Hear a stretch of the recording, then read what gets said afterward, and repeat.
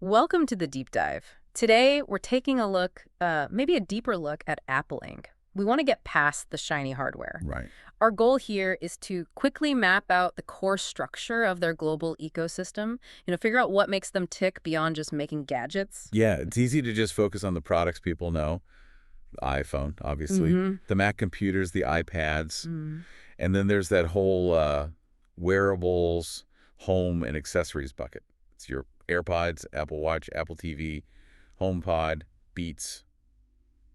It's a lot. It really is, especially for a company that started way back in '76 in Cupertino. But you're right, the hardware list is long, but maybe the real interesting part is how the services kind of hold it all together. That's exactly it. Yeah. That's the shift we need to see. It's less about just selling a device Right. and more about locking you into their platform. And the foundation for that isn't just the metal and glass.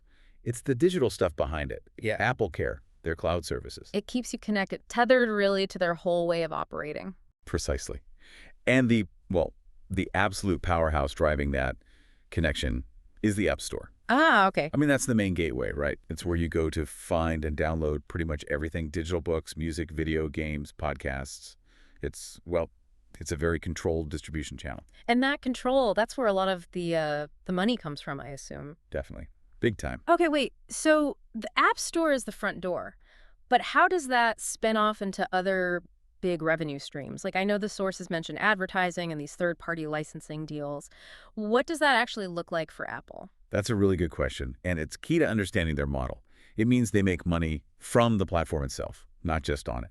So beyond taking a cut from app sales, Yeah. third-party licensing is basically where, say, a big search engine pays Apple billions just to be the default search option inside Safari and across the OS. Oh. Or apps pay for better visibility, like featured spots in the store. Ah, I see. So they're essentially selling access, Yeah. access to their users. Exactly. Yeah.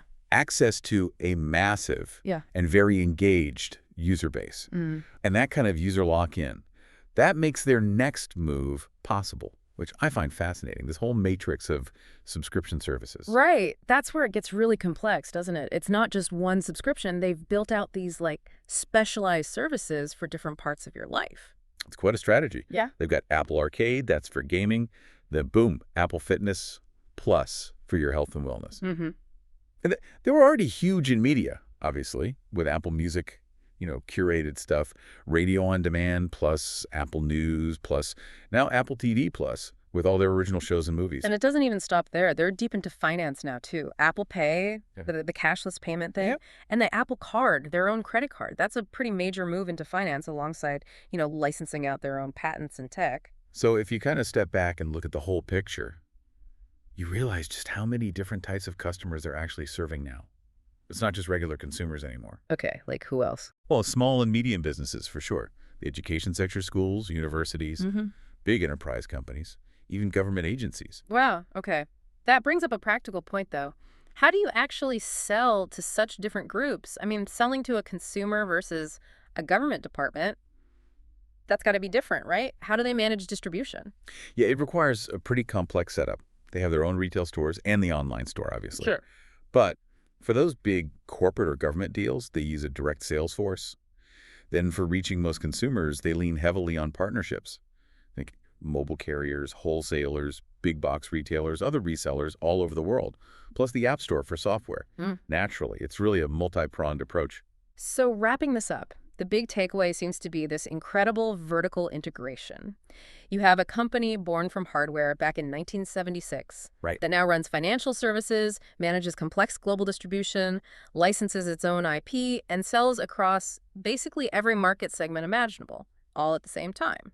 It's like running several massive, profitable businesses Yeah. all under one very recognizable brand. Okay, so here's something to leave you with, a final thought. And just try to picture the sheer complexity. Running one single ecosystem that has to smoothly integrate physical gadgets, digital media, and payment systems, while keeping everything secure and standardized for users, as different as, say, a kid using an iPad for school and a high-level government official using an iPhone.